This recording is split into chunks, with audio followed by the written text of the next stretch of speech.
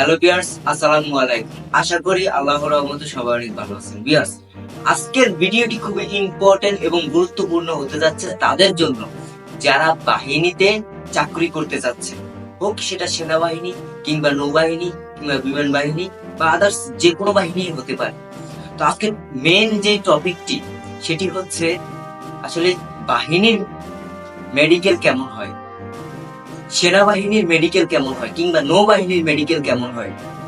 যারা মাঠ করছে, যারা একেবারে শেষ প্রান্তে গিয়ে বাদ করছেন, তাদের টুকটাক ধারণা আছে যে আসলে না, মেডিকেল এরকম হয়, হার্ড হয় অনেক কিংবা অনেক সহজ হয় বা মিডিয়াম সাইজ হয়। কিন্তু যারা নতুন, তাদের মনে এই কনফিউশনটা, এই চিন্তাটা প্রতিনিয়ত ঘুরপাক খাচ্ছে। অনেকেই অনেক বিভ্রান্তকর কথাবার্তা বলতেছে যে বাহিনীর মাঠ এরকম হয়, তুমি বাহিনীতে গেলে টিকবে না, তোমার তো এই সমস্যা, তোমার ওই সমস্যা। হোক সে প্রার্থী ছেলে প্রার্থী হোক কিংবা মেয়ে প্রার্থী হোক, যে প্রার্থী হোক না কেন, প্রশ্নটা মনে ঘুরপাক খাচ্ছে। তো আমি আজকে সেই বিষয়টি একেবারে ক্লিয়ার করে দেওয়ার জন্য আজকের মূলত এই ভিডিওটি করা। তো তার আগে আপনি যদি ডিফেন্স আপডেট অলে নতুন হয়ে থাকুন, তাহলে ডিফেন্স আপডেট অলকে সাবস্ক্রাইব করে পাশে থাকা বেল আইকনটি বাজিয়ে দিন।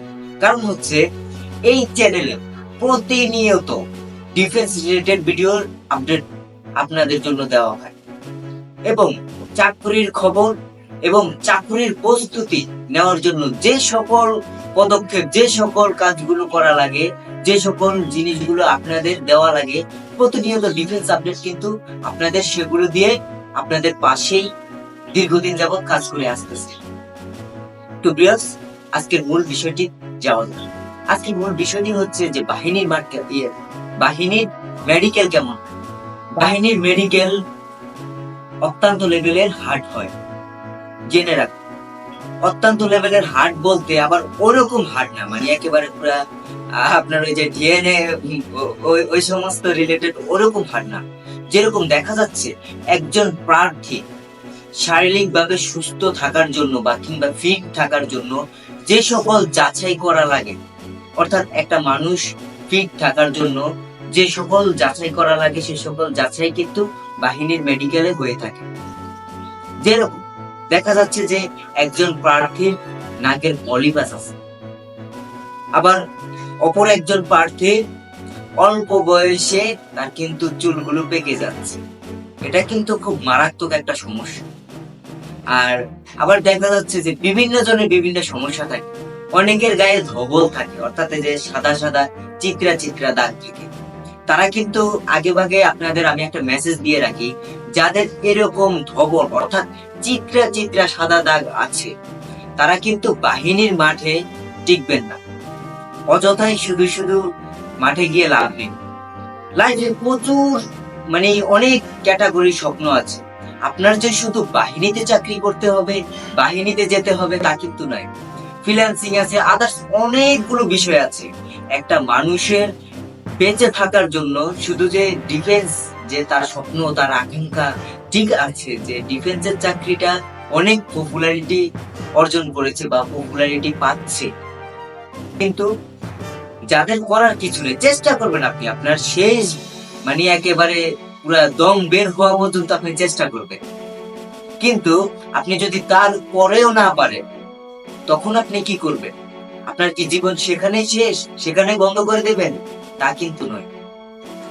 বিভিন্ন মানুষের বিভিন্ন আল্লাহ মেধা দিয়ে সৃষ্টি করেছে, এক একজনের এক এক ধরনের যোগ্যতা দিয়ে সৃষ্টি করেছে।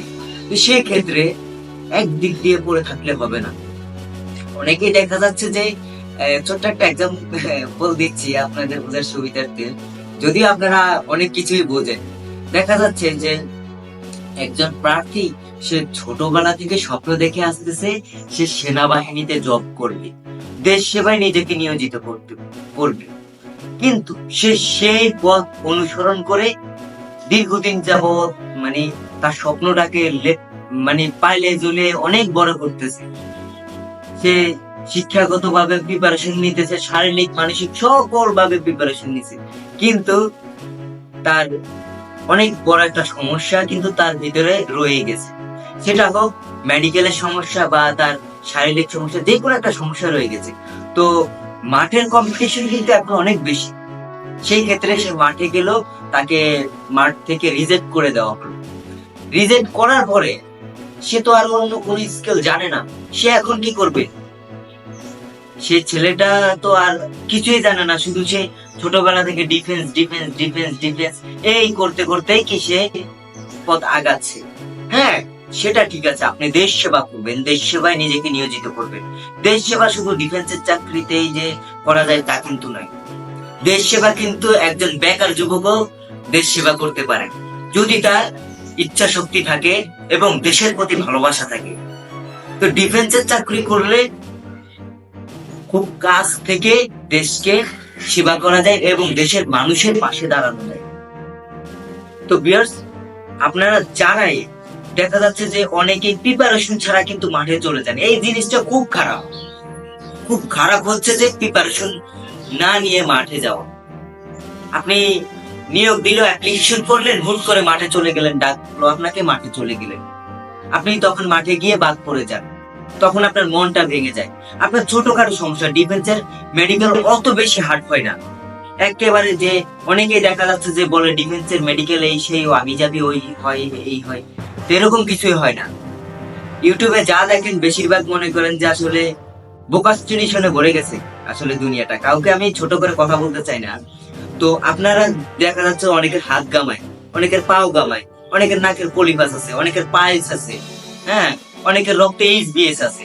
এই সকল সমস্যা গুলো যাচাই করা হয়। আপনারা আপনাদের মাঠে যাওয়ার আগে একজন ডাক্তারের সাথে সুপরামর্শ করে তারপরে মাঠে যান। আপনার চাকরি ইনশাল্লাহ কেউ ঠেকাতে পারবে না। আপনি সৎভাবে যদি স্বপ্ন দেখে থাকেন, আপনার স্বপ্নটা অবশ্যই পূরণ হবে। আপনি যান, মাঠে যান, প্রিপারেশন নিয়ে যান। আপনি প্রিপারেশন নিয়ে মাঠে না গিয়ে আপনি তারপরে বলেন যে বাহিনীর মেডিকেলে ওই সে আবি যাবে, হার্ট হয়। অবশ্যই হার্ট তো হবে। 5,000 পোলাপানের ভিতরে মাত্র 30 জন পোলাপান যেখানে নেবে সেখানে মেডিকেল হার্ট হবে না তো কি আঙ্গুল চুষবে তারা? আপনি আপনার দোষ, আপনি প্রিপারেশন নিয়ে মাঠে যান, তারপর আপনি কথা বলুন। তো ভিউয়ার্স, আমি সর্বশেষ আরেকটা কথাই বলতে চাই। সে কথাটা হচ্ছে যে আপনি প্রিপারেশন নিয়ে আপনি জানেন আপনার কি কি সমস্যা আছে। আপনি ছেলে প্রার্থী হন কিংবা মেয়ে প্রার্থী হন, আপনি জানেন আপনি এখন বলতে পারবেন না যে আমার শরীরে কি সমস্যা আছে বিতর্কত ভাবে, সেটা আমি বলতে পারি। ঠিক একই ভাবে আপনি কিন্তু জানেন যে আপনার বিতর্কত ভাবে কি সমস্যা আছে, বা আমি তো আপনাকে আজকের ভিডিওতে বলেই দিয়েছি যে মাঠে কি কি যাচাই করা হয়। এই সকল যাচাই ছাড়া তেমন বাহিনীর মাঠে তেমন হার্ট যাচাই করা হয় না। তো ভিউয়ার্স, আজকের ভিডিওটি এই পর্যন্তই ছিল। সবাই ভালো থাকবেন, সুস্থ থাকবেন। দেখা হচ্ছে পর কোনো ভিডিওতে। আল্লাহ হাফেজ।